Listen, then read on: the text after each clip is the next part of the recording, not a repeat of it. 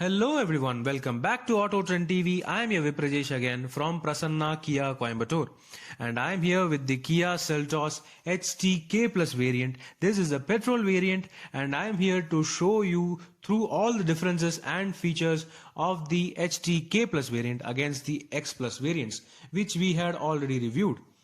The first thing you may notice is that this car looks much more subtle without all the chrome finishing and the fancy stuff. You can notice that the Tiger nose grille remains the same, but the chrome has been replaced by a faux aluminium brushed metal finish with the knurled finishing on them. The next thing you may notice is that the headlamps, the standard all LED packaging has been replaced by regular bulbs and a projector unit for the headlamps. You can see that the indicators are now regular bulbs.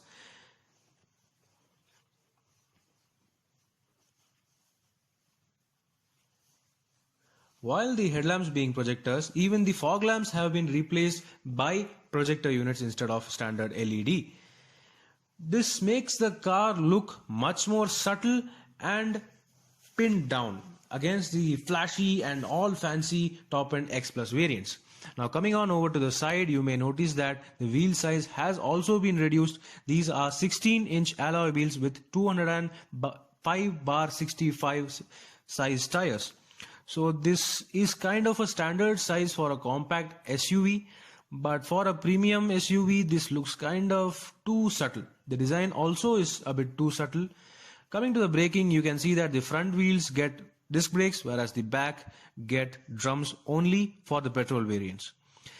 Why am I saying that only petrol variants get drum at the back? Because the diesel variants get all 4 discs from the entry-level variants itself.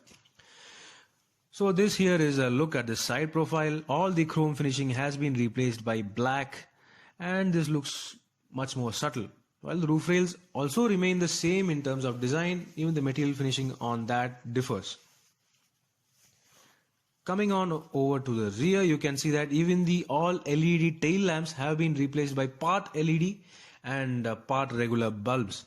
You can see that the braking lights are now regular bulbs instead of LED units. So, but the standard things, the good things remain the same.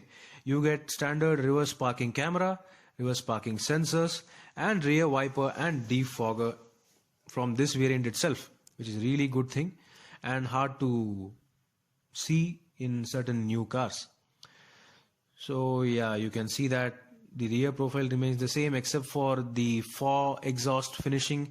The good thing is that the actual exhaust is hidden away, pretty neatly tucked away, which is really good job from Kiamotors. You can see that it's standard with rear defogger and rear wash wipe function also.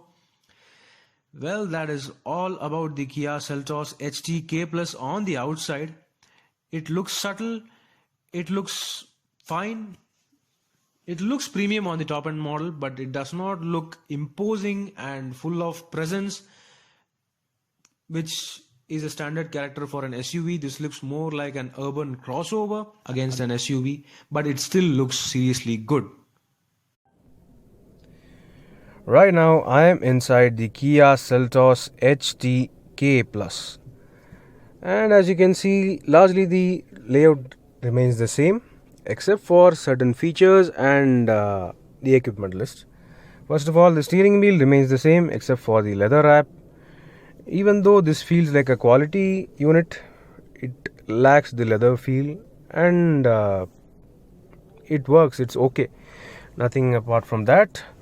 On the doors, as you can see, everything remains the same. All the controls are the same, they work the same, they are same good quality units. Even the door handle and all the trims look the same exactly except for the speakers. These are regular speakers from Archimedes instead of Bose. Only the top end GT X Plus and the HT X Plus get the Bose system.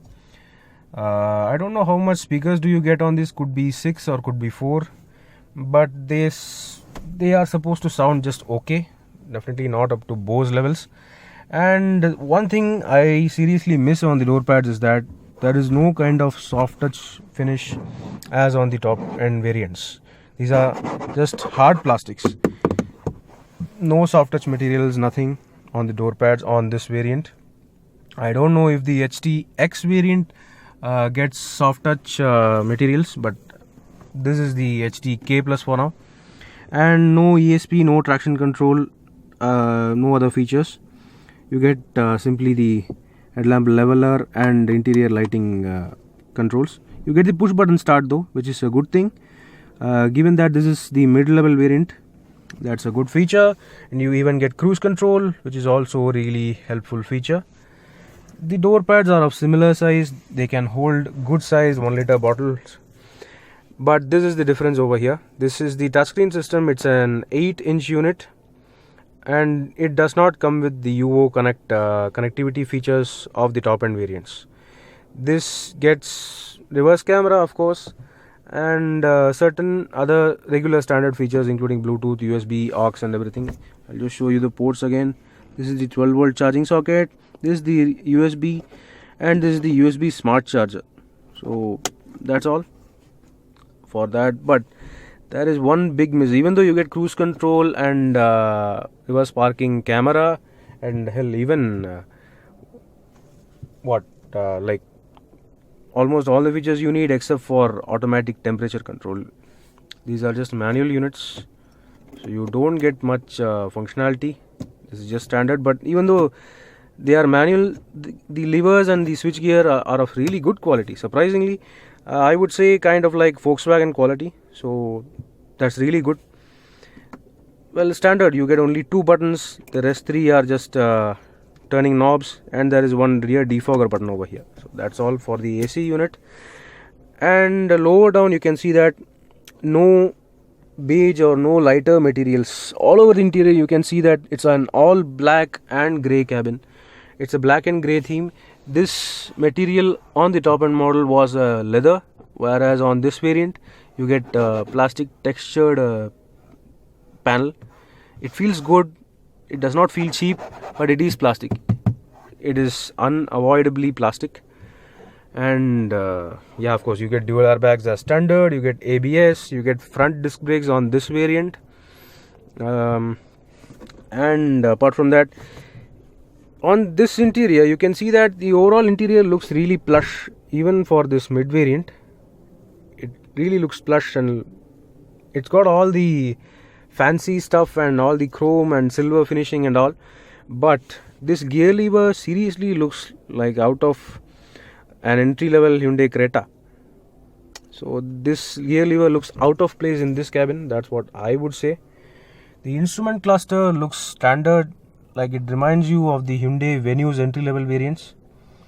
It gets a color display, but it's small, it's not that large. You can see that it shows which door is open exactly. The boot is open currently, so yeah, it just functions well. I can't switch it on because the key is unavailable. So apart from that, you get a center armrest with a soft touch padding, so that is good, but it is not sliding. You get a decent storage space inside. It's not cooled though, and it's not slidable. It's just fixed in position. You get 2 cup holders here. You get a standard size glove box. I don't think this is a cooled glove box, but it just works fine. So rest of the interior, as you can see, remains exactly the same except for the UO connect. As you can see, the IRVM does not get any UO connect or auto dimming feature. It's just a manual switch for the day and night functions. You get the standard sunglass holder. You get the very standard and cheap looking yellow lights for a premium car. Yellow lights, I don't know how that works. And you get the standard ticket holder on the driver's side visor, a vanity mirror for the passenger side, and this roof lining material is actually looking like, I don't know, jute. Well, it is definitely cloth, but it is not as soft as a fabric. It looks kind of a jute material or recycled material, so it's kind of weird, but I don't think many people will notice that. And you get standard grab handles for interior passengers, but they are not retractable. They are just standing there. They are not foldable, not retractable, kind of an entry level design. You get a speaker panel for the center, but I don't know if there's a speaker over there on the dashboard. So talking about the system, I am unable to operate it, but the display looks large. It's right in the eye line side of view for the driver, so that's really helpful. But it is kind of further to reach while you are driving. Like if you are driving with the hands on the steering wheel, I mean you can reach it, but it's kind of further away. So that's a good thing that you get manual controls for the audio system as well. You get even controls on the steering wheel itself, so that's a really good thing. So talking about the driver's seat, it is manually adjustable only on this variant. So as you can see, this is the height adjust, this is the recline function, but the quality of the lever seems just about okay, not even up to Hyundai Creta levels, that is what I feel, but it works fine. It's got the decent heft. This is the fuel cap opening lever, and this here is the bonnet opening lever. So I'll just open the bonnet for you now. Additionally, you have this panel where you can access the fuse box, I suppose. So on the top end model, you have seen that the pedals get aluminium finish, but on this model it's just standard V pattern black pedals. You get a dead pedal also.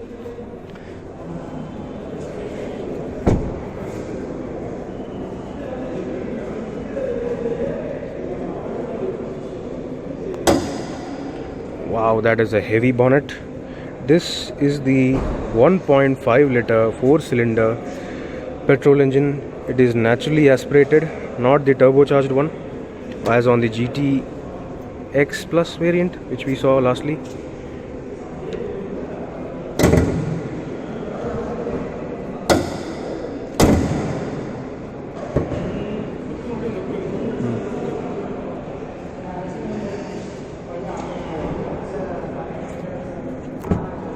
So getting inside the back seat, so you can see that the driver's seat has been adjusted for my height, and I have got decent amount of space just like on the top end variants, but you don't get any seat back pockets for the rear seat passengers. That's kind of weird, not even on the passenger side. Well, apart from that, you get rear aircon vents, which is really good, but given that it's not an automatic temperature control unit, it's only manual, I don't know how effective would it be. It would be as effective as a Hyundai Venue or a Hyundai Creta, that's what I suppose. You don't get any kind of charging socket for the rear passengers, you get just this small storage pocket. And a good thing is that even on this variant you get sun blinds. You get manually retractable sun blinds for the rear seats, which is actually really good. They are of good quality, well, exactly the same as on the top end models. Apart from that, this is a livable cabin, and yeah, you don't get a rear center armrest, which for a premium car is not a good sight, but I think that this is the key for better aggressive pricing, and you don't even get adjustable headrests for the back passengers. So I think that this variant could be priced seriously aggressive, given that it's lacking quite a few features. Like, it's kind of weird when you see that this has got cruise control but does not get automatic AC and even rear headrests and armrests for the passengers. So apart from that, this variant seems fine. You get all the essential features you may need as a family member and a family person. This here is another good look at the HTK Plus dashboard. It is a good looking dashboard. Everything feels good in quality except for the gear lever. It looks seriously cheap. Like it looks an entry level Creta or even a Grand Titan's gear lever. So yeah, that's all about the interior. I'll just check out the boot space right now. So let's go. So you get a request sensor button for the boot opening as well. This here is a request sensor, and opening the boot, you can see that even this variant gets tag hooks to hang the parcel shelf. So that is actually a good thing. The boot space remains the same, exactly standard, but you don't get rear seat split function.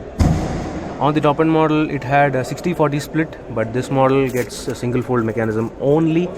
You get a standard boot lamp, you get the spare wheel. If you might have noticed on my previous Seltos video, the GT X Plus and even the HT X Plus did not get a full size spare wheel. They got spare wheels which were a size lower, but on this variant it's 16 inch, which is in norms with the standard wheel size of this car, given that this car gets all 16 inch wheels on this HTK Plus variant. But on the top end models, the HT X Plus and the GT X Plus, even though the alloys were 17 inch, the spare tire was 16.